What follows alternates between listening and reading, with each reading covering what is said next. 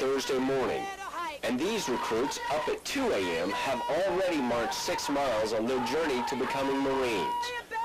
They'll hump another 34 miles over the next 54 hours, the same regimen for men and women, and face challenges that test mental, emotional, and physical skill. It's called the Crucible, an experience of shared suffering that helps mold the Marine image as the toughest, hardest-working people in the world. What do you want badly enough to brave the fires of hell? For the young men and women you're about to meet, that answer is simple. They want to be United States Marines. Bad enough to crawl on their bellies through the mud. Bad enough to be pummeled to the ground. Bad enough to suffer complete physical, mental, and emotional exhaustion. Their hell is called the Crucible, a trial by fire, a final exam to determine if their mettle and their resolve is enough to earn the title of United States Marines. Hey,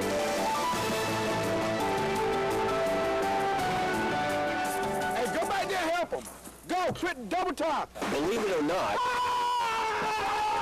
these Marine Corps recruits have been looking forward to this day for months. Go, get on the rope, go. After 11 weeks of hell,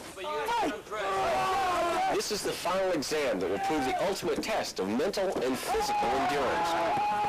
It's tough, it's long, it's painful, it's frustrating. It's the Crucible.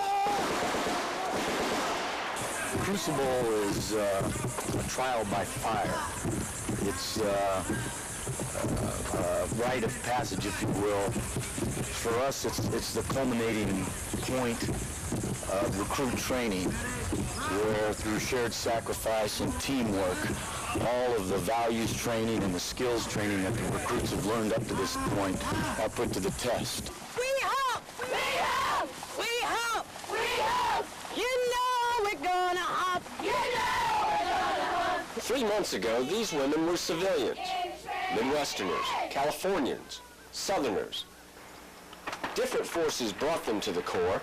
Some want to climb mountains. A little bit older than the other recruits, and so I need to make sure that I keep stretching. I have a 5-year-old son waiting at home for me, so. Others to carve a path. To give him a better life, to give him college education, to give myself a college education, to make myself better, to make him better. And now they stand on the threshold of being Marines. The only obstacle in their way, the Crucible. The Crucible starts at about 02 in the morning, and it goes throughout the next day until approximately midnight, where they get up to 4 hours sleep. Generally, it's more like 2 or 3. And then they're up the next day, going again through the different stations. There's 42 different stations. 29 of them are problem-solving stations. They will go on about 18 to 20 miles of forced marching and a total of about 40 miles of foot movement. Have approximately 35 to 40 pounds on their backs at some points, and a total load-bearing weight of near 50 pounds.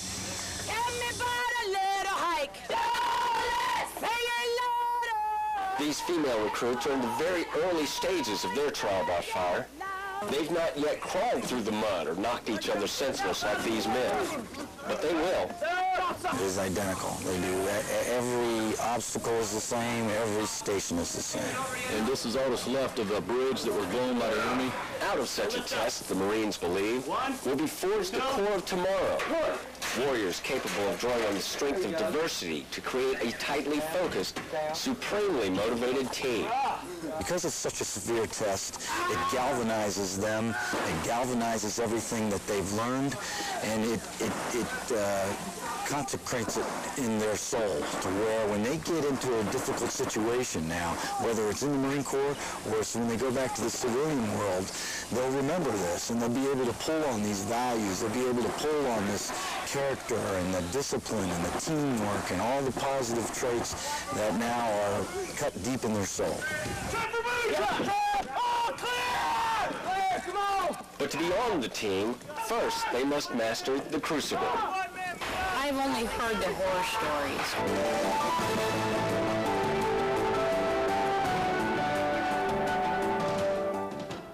At Parris Island, South Carolina's Marine Corps Depot, recruits are greeted by a statue of a Marine's Marine. Rifle slung over his shoulder and pistol in the air, the statue symbolizes the rugged determination that's at the heart of every Marine. And the heart of a Marine is yours only when and if you finish the Crucible.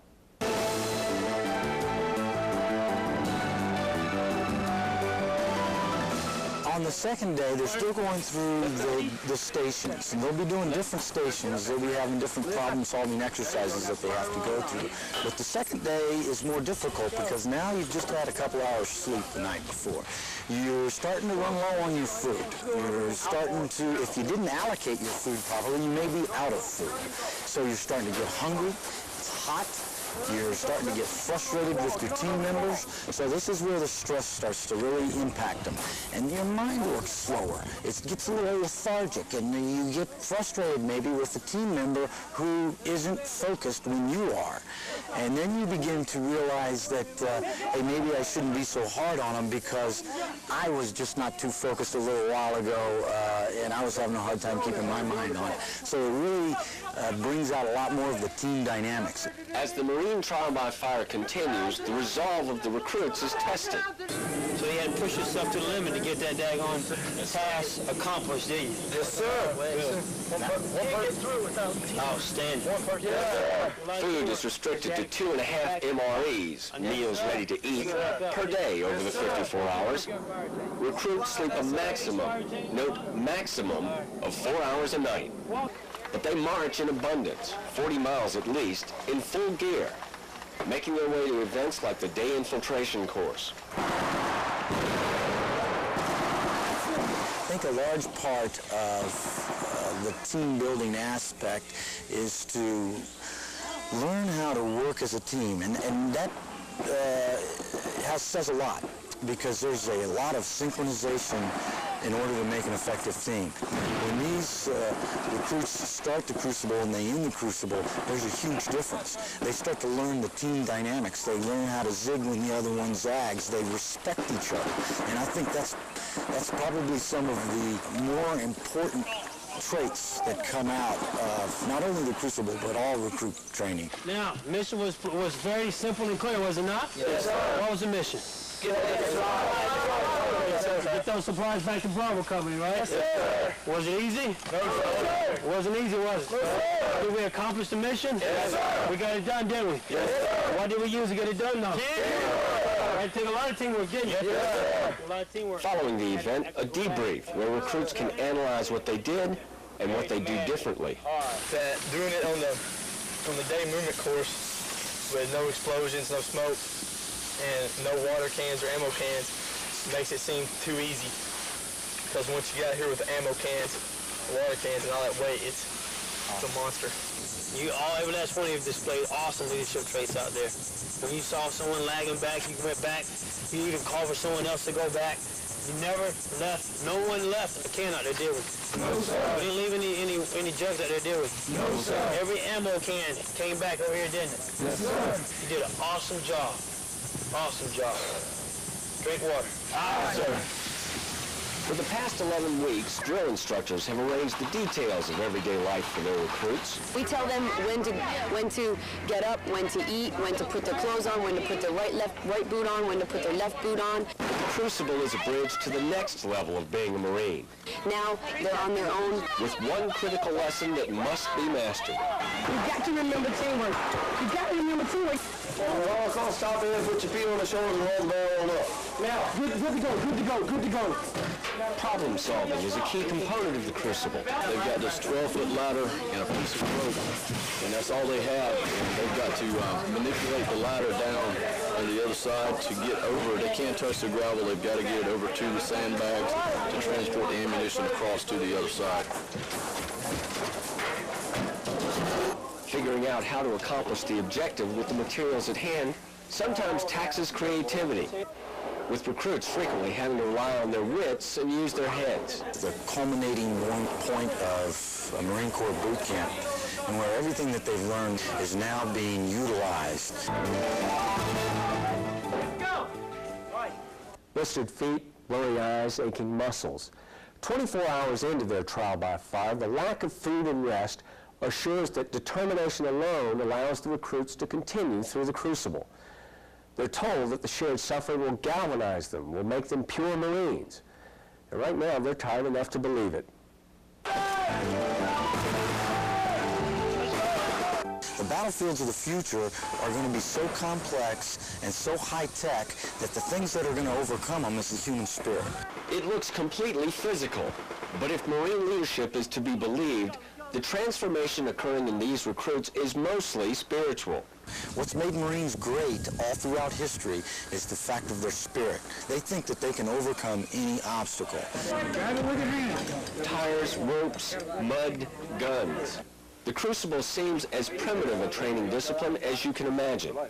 No laptops here, and none of the trappings of modern warfare. It's all sinew, muscle, and most importantly, heart. A U.S. citation for her was she was brave. She went about her business to try to help other people stay alive. In between the sprints and climbing and pummeling, the recruits stop at warrior stations, which frequently highlight Medal of Honor winners and their accomplishments. Here, they get a sense of bedrock Marine values and learn the price on which they're built. He would do anything to help his brothers out. He would go back, even give his life for his brothers. You ready to go? Yes, sir! Show glory. 18,000 recruits will go through in this, the first year of the Crucible.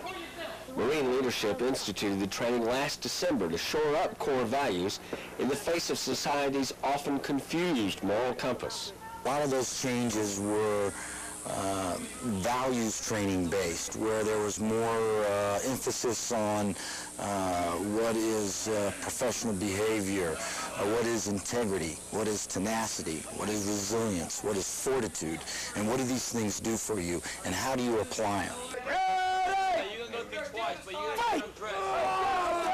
Will they make it? Will these recruits wear the eagle, globe, and anchor 54 hours from now? Nobody has quit that I'm aware of. We'll see. At the end of the Crucible, the recruits are Marines. Following a brief ceremony, they're sequestered from civilians so that they can collapse or cry or pray as they reflect on their agony and realize, for the first time, what it means to be a United States Marine.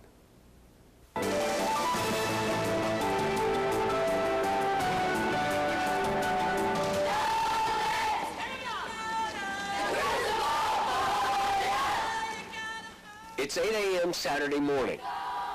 After 54 hours, 40 miles, and countless blisters, these female recruits are just a few painful steps away from becoming Marines. Oh, yeah! Oh, yeah! Oh, yeah! Oh. They've survived 2 grueling days. They've passed the test. Our great floating Lord was tired and we're hungry and we're sore, but we're here. We're here to claim the title of United States Marine for these young women. And so the tears come. Emotions fueled by lack of sleep and sheer pride. They're given the prized eagle, globe, and anchor that proves to them and the rest of the world that they are Marines. This is your rite of passage. Welcome to the family. They're proud. The happiest day of my life. They're tired. I can't talk. But beyond that, they have the satisfaction of knowing they did it. They did it for themselves. They did it for each other. They did it so that if the time ever comes when they don't have a choice, they'll be able to do it again.